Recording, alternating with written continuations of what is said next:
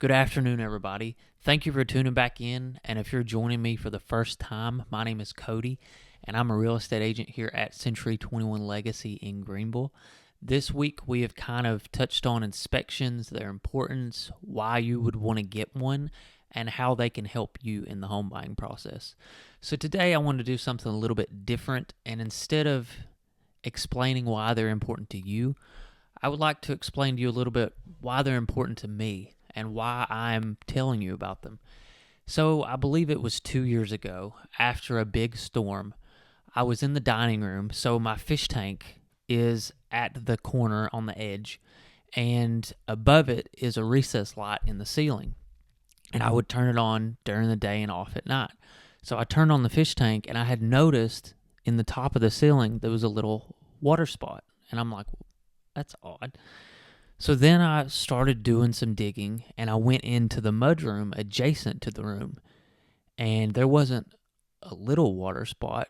There was a large water spot, and that water spot was also inside of a lot, over here, and I looked at myself, and I was like, oh no.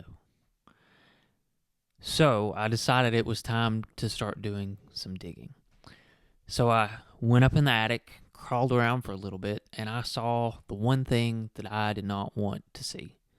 A water leak that had looked like it was there for quite a long time. And the way that my house is the corner, it sits like this, and water will go down in that eave.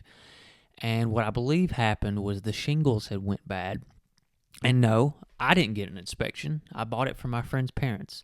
No fault to them at all, because, I mean, who gets up and checks the roof? They had lived there maybe 4 or 5 years, so really I guess they didn't have a point to. And who goes in the attic and especially crawls into the corner of the attic? So as I was looking, I realized that this problem had been there for a while. And that was one of those moments to where I didn't know exactly how bad it was until we tore it apart. And that leak ended up being another bad spot in the roof. It ended up leaking through the roof, through the ceiling, down an exterior wall, and $25,000 later, I really wanted to kick myself in the head. It literally felt like I was taking the biggest lighter that I could find and literally burning $25,000. Because at that point, there's nothing you can do except fix it. And I will be honest with you, I'm paying on it still today. So keep that in mind. If you have a small problem, or even if you don't have a problem, inspections are your best friend, because you can find problems before they lead into a big problem, and you will have a mess like I did. So please learn from my mistake and get a licensed inspector to perform an inspection. Even if it is the most general inspection that you can get, it is better to be proactive than inactive. So thank you all for tuning in this afternoon and listening to my short story.